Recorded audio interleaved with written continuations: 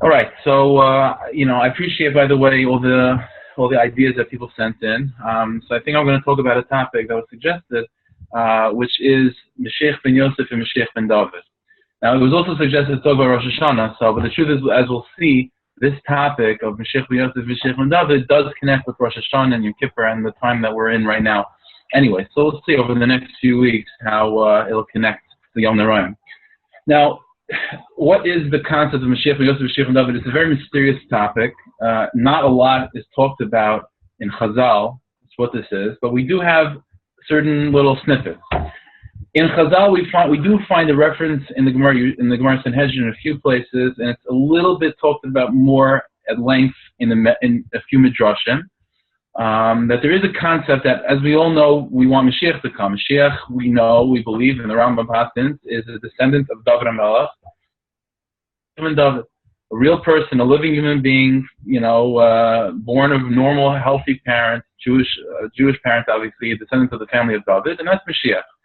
We do have this concept that's talked about, again, like I said, it's referenced in the Sanhedrin in a few places, and it's talked a little bit more in the Medrash, that besides the Mashiach ben David that we're hoping for, there's also another Redeemer, from a descendant of Yosef. It's not clear whether it's from specifically Ephraim or Menashe. As we'll see, there's differences amongst the opinions. But there is such an idea as Mashiach ben Yosef. So what exactly is the role of Mashiach ben Yosef in relation to Mashiach ben David? It's a little bit unclear in Chazal. What we do have in Chazal is that there is a concept that we see that Mashiach ben Yosef is going to be the one fighting the wars against the nations of the world.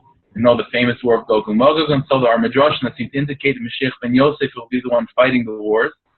And then there is a medrash that says that Mashiach ben Yosef will be killed in battle, and Mashiach ben David will then reveal himself and will resurrect Mashiach ben Yosef. This is what we have in Chazal. It's very cryptic and not very well explained.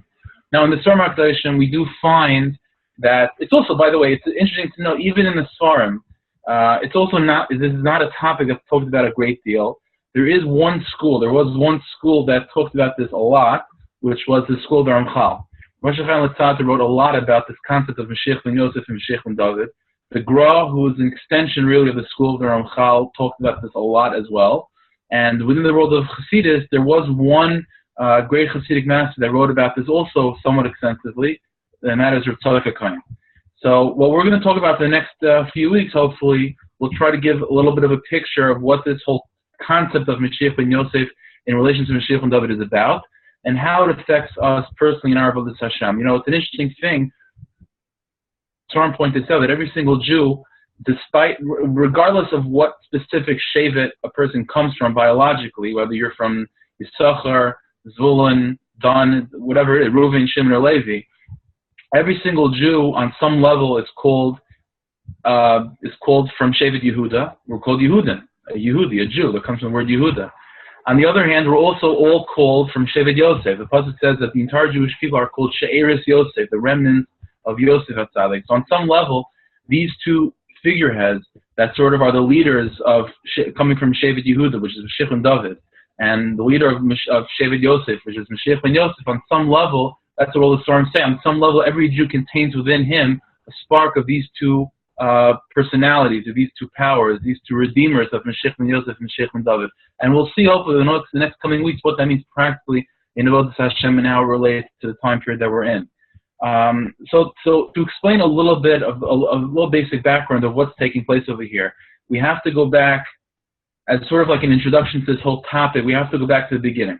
We have to go back to the creation of the world. This is something that the Ramchal, what we're going to be learning the next few weeks is going to be basically the structure, is going to be how the Ramchal presents this topic. And then after we go through the way the Ramchal presents it, well then, even in the middle, I'll try to put in as much as I can from Tzaddik and other people as well. But this is the way, generally speaking, this is going to be the methodology of how the Ramchal presents this sugya, this topic of Mashiach ben Yosef in regard and Mashiach ben David. So Ramchal explains like this. Again, this is going to be just as a maramakim. This is talked about a little bit in Derech Hashem, even though he doesn't explain explicitly that he's talking about Mashiach ben Yosef, Mashiach ben David.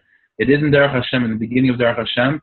and specifically one sefer called Kinas Hashem Tzvakos, which is one of his Kabbalah Svarim. He talks about this also a great deal explicitly in Kinas Hashem Tzvakos, which, by the way, is an interesting sefer because it was written sort of to fight against Shabtai Tzvi and his followers, which many people, wrongfully so accuse Ramchal of being one of those followers. So he wrote a whole sefer talking about their mistakes and the problems in their philosophy and so on. And in that discussion, he talks about this topic of Mashiach ben Yosef and Mashiach ben David. So let's start from the beginning. And as we'll see, throughout history, really, there always emerged these two types of people, Mashiach ben Yosef and Mashiach ben David type of person, even way before Yehuda and Yosef were themselves in existence, as we'll see. So Chal explains like this: when Hashem first created the world, Adam Rishon before the sin. So what Adam Rishon before the sin? What was the situation of the world before the sin? So Chal explains like this: we all know that every single human being, even Adam before the sin, was created with this with two diametrically really opposing parts. There's one part of Adam which is the body, the guf. The guf, even Adam Rishon before the sin, as refined and as uplifted as it was still a body. And because of the nature of a body, the nature of physical reality is that it's drawn to physical things. So on the one hand, Adam, again, before the sin, is created with a body who's drawn to physical things, who's drawn to physical tendencies and physical desires. Okay. On the other hand, then he has a neshama, a soul. The soul of Adam Rishon, specifically before the sin, is unbelievably powerful, unbelievably spiritual. And it's drawn to only spiritual things. So Hashem takes these two opposites and puts them together and sort of takes a neshama whose nature is to explode with spirituality and shtups it and sort of imprisons it in the body. Why is that? What's the purpose? So Ramchal then explains, which is basic to all of Yiddishkeit, we all believe this, that the should have done, and what he could have done, and what our role is to do on our level, as we'll talk about later, is the ultimate goal is that the neshama, despite it being enclosed and encased in the body, see, the neshama's nature is to explode with spirituality. The neshama's nature is to run to Hashem, to connect to high spiritual levels. So what the goal was, what the purpose was that for Adam Rishon to allow his neshama, to give his neshama the capability of escaping the prison of the body, but not in a way of death where it just leaves the body, but giving it the ability to shine its light and its spiritual power beyond its encasement in the body, and to sort of swallow up the body with the light of the neshama. In other words, that there's still going to be a body. That's what Ramchal talks about. We talked about this back in the beginning when we talked about the resurrection of the dead, that the purpose was always to have a body. That's not going to change. The purpose was and always is that there should be a physical reality, there should be a physical world with a physical body. But the goal was that the light of the neshama should be powerful enough to give off its light to be able to absorb the body into its kedusha. Where, in other words, instead of having a body pulling itself to physical things, to only animalistic tendencies, and a neshama pulling itself towards spiritual tendencies, the goal was for these two opposites to come together, and for the neshama to become dominant and to absorb the body in its light and in its kedusha, where then they'll become together in one harmonious service of Hashem, body and soul united. That was the goal. So Ramchal explains, in order for that to happen, it's a two-pronged attack in order for that process to take place. On the one hand, much work has to be put in to putting down the body. Now, it doesn't mean in a violent way or in a unhealthy way, but it means to work on oneself to fix the body, to fight one's physical urges, to fight one's physical animalistic tendencies, and to work on subduing the urges of the body. That's one half of the Avodah, right? And the other half of the Avodah is to feed and fuel the neshama, to give it strength to explode and to express itself in a healthy way, to then absorb the body. And you need both, says Ramchal, because if a person feeds his neshama, which we'll talk about how this is done, if a person were to give strength to his neshama and to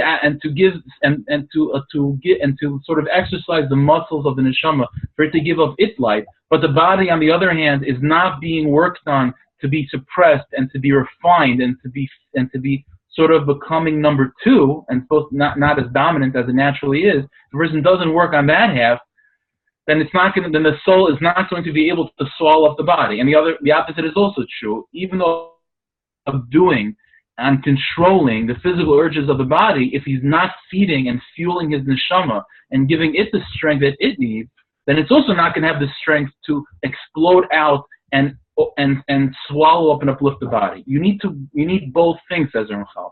You need to, again, on the one hand, what he writes in his Kabbalah form, he describes as tikkun hachitzonius. A person has to rectify and fix the external part of himself, the body, which means staying away from negative things. It means controlling one's urges and so on. That's one half of the Avodah. But the other half of the Avodah is tikkun hapnimius, as the Ramchal calls it in his Kabbalah form, or rectifying the inner part of oneself, where it's not so much about, as far as the neshama is concerned, that other half of Avodas Hashem is not about subduing or controlling one's physical urges. It's about giving fuel and exercising one's spiritual tendencies and spiritual urges. And one needs, and other Rishon before the sin was given a task, both these tasks, again, to rectify the external, in other words, to subjugate, control the body and its urges, and on the other hand, to fuel the neshama and to allow the neshama and to give it the ability to express its own nature, which is to explode with spirituality. And it has to be fueled properly. So the Ramchal explains that this is, in a nutshell, what all of the 630 mitzvahs are really about. We know that the 630 mitzvahs are divided into two categories. There's 248 positive mitzvahs and 365 negative mitzvahs. Says the Ramchal, and this is all the Sforim say this, that the primary purpose of the 365 negative mitzvahs is tikkun hachitzonius, or fixing the external part of man. In other words, it's all about fixing the body, subjugating the body, controlling the physical urges, and making the body ready to then be swallowed up by the neshama. That's what the 300 mitzvahs are primarily about. They're primarily about holding oneself back and training the body to not give in to its base desires. That's the 365 negative mitzvahs. It's about tikkun hachitzonius, or rectifying the external. What are the 240 positive mitzvahs primarily about? So the 240 positive mitzvahs primarily are not about subjugating the bodily urges. They're about positive. It's about adding fuel to the neshama's fire. That's what it's about. When a person puts on tzitzis, when a person puts on film, when a person positively says Kiddush on Shabbos, and every single one of the 248 positive mitzvahs, what one's doing is exercising the muscles of the neshama.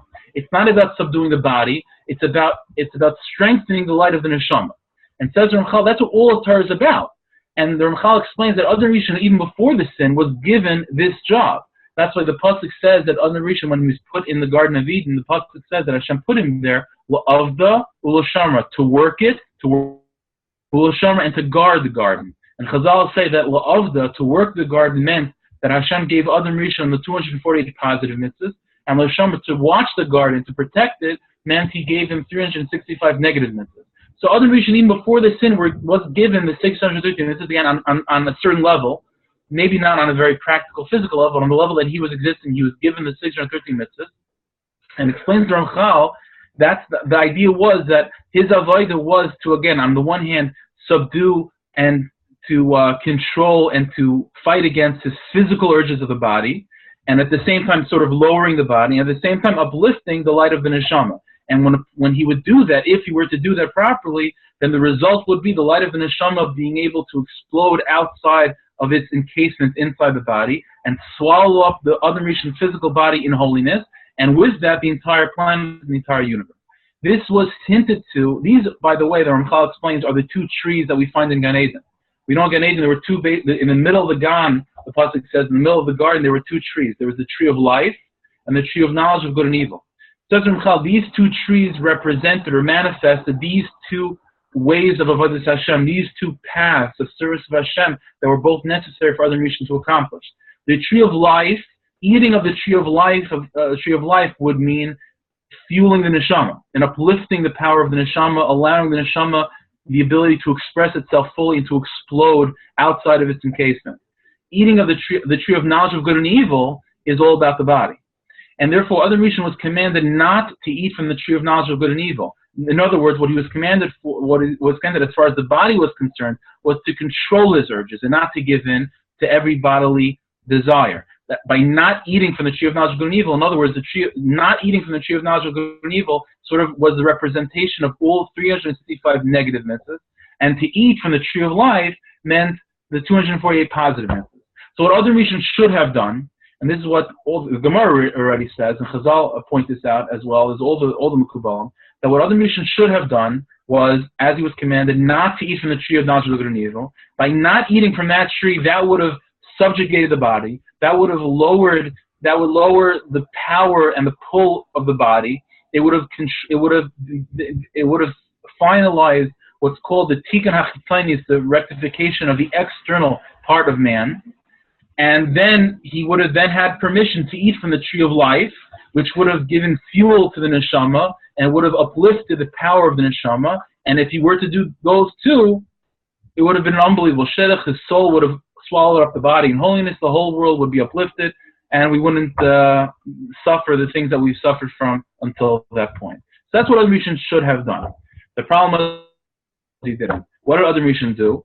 So instead of staying away from the tree of knowledge and connecting to the tree of life, he did the opposite. He didn't eat from the tree of life, right? But he ate from the tree of knowledge of good and evil. By him eating from the tree of knowledge of good and evil, what he created in reality was the opposite of what should have been. Instead of subjugating the body, lowering the body, and uplifting the soul, the opposite took place. The body was raised, the power and intensity and pull of the body was raised up by eating of the tree of knowledge of good and evil, and then by not eating from the tree of life, the power of the neshama was lowered down.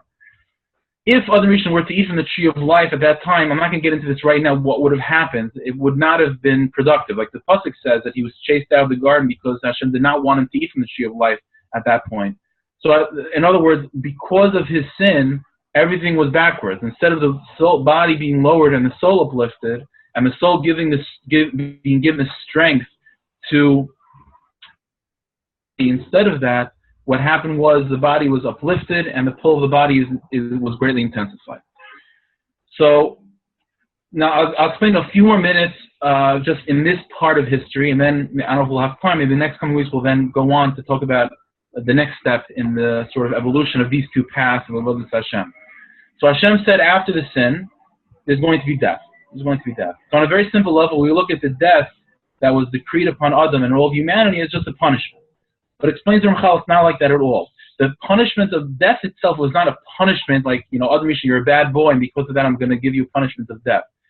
Death was given to Adam and to all of his descendants because what Hashem was telling Adam was the following, is that right now, because of what you did, because of eating of the tree of knowledge of good and evil, uplifting the body and lowering the power of the neshama, it's no longer in your ability to fully accomplish what you were supposed to accomplish in the world that you're living in right now.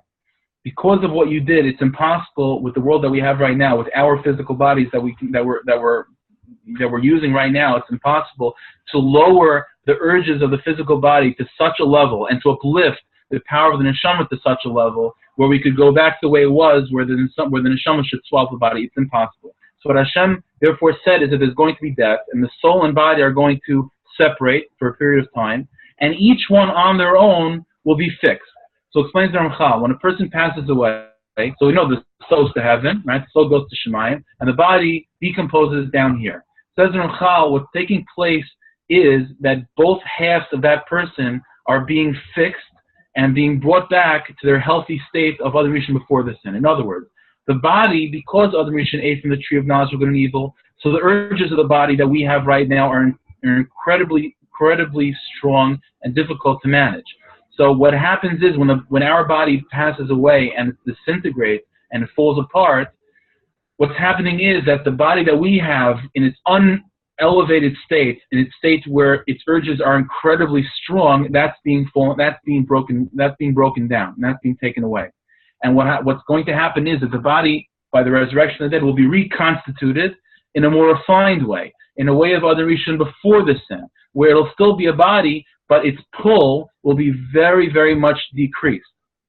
Now, so therefore, the tikkun hachitzonius, or the rectification of the external part of man, in other words, the 365 negative mitzvahs, cannot, as much as we try to do them, to its fullest degree, we cannot really ultimately lower the body enough to get to where Adam Rishon was before the sin. For that to take place, the body that we have right now must be broken down and it must be recreated in a more refined way.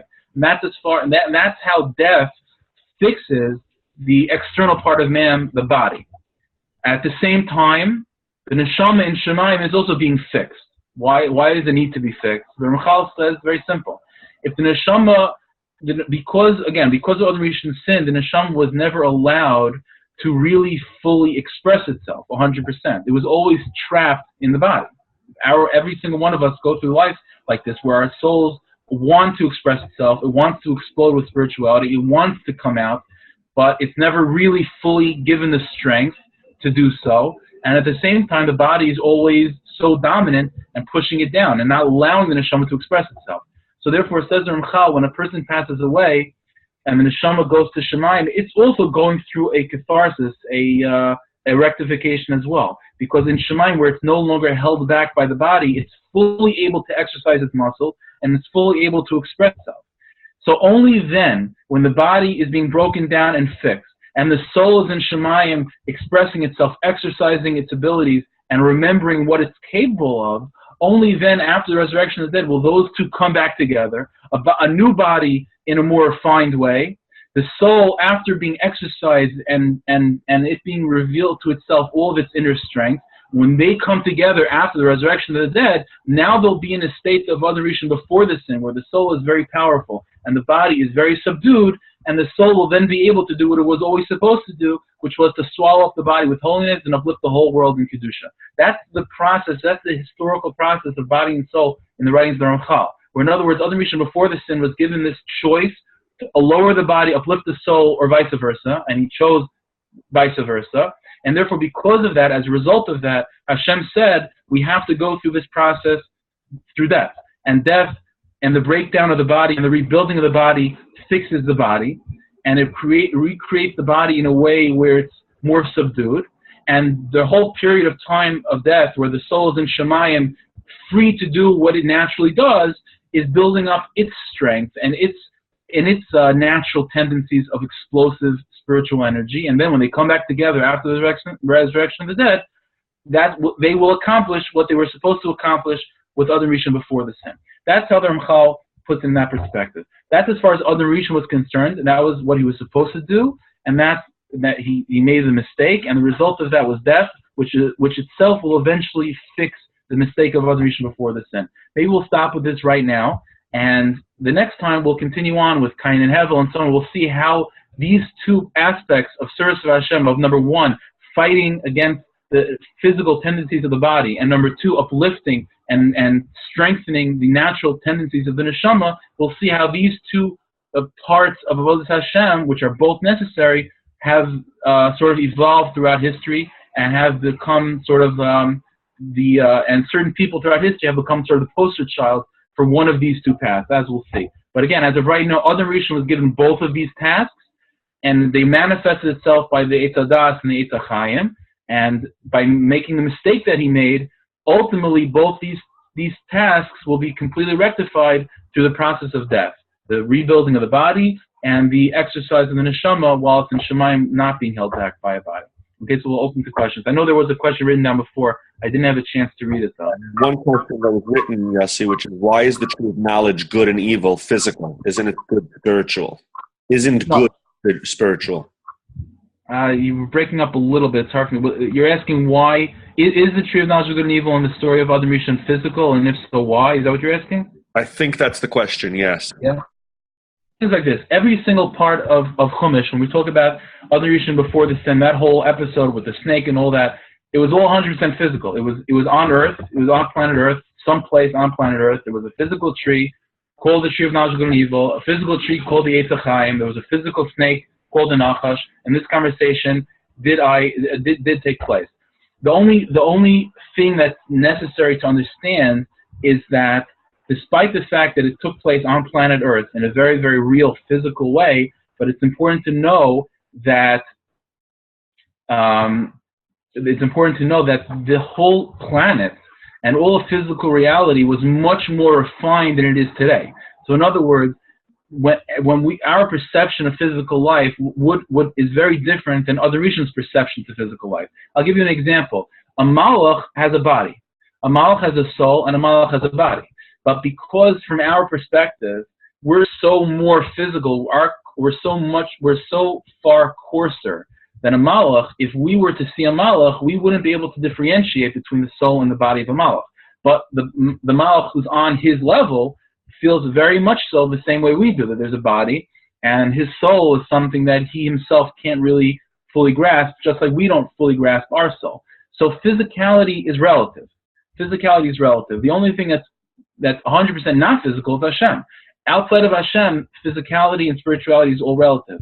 So it happened on planet Earth, and it happened and there was a physical tree, there was a physical snake, and so on. But the entire arena of physical life was much more uplifted, and relatively speaking, we would look at that reality as spiritual, even though at that moment in time, it was physical for its relative position in the chain to Hashem. I don't know if that clarifies things.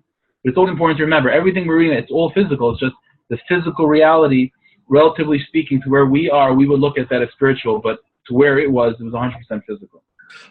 We just had a question about where the Mar Mokum for the Derech Hashem. Yeah, so what I talked about just now, again, the future parts are going to be more in the Sefer called Kinnis Hashem Tzvaka. Right now, what we went through today is in the beginning of Derech Hashem, where it's basically right in the beginning. The first chapter of Derech Hashem is talking about Hashem, what we understand about Him and what we don't. And then the next chapter is right about this. So it's all there. When you go through, you'll be able to see clearly what we're talking about. But the next part, and how this is connected to Mashiach, Mashiach and David, that's from others from Ramchal. Okay, I'm just going to unmute for anybody who's on by phone and wants to ask a question. We'll give an opportunity. Okay, anybody have a question? Go ahead. No, looks like we're good. Okay, fine, we'll pick it up next week. Thank you, everyone. Okay, Shakar.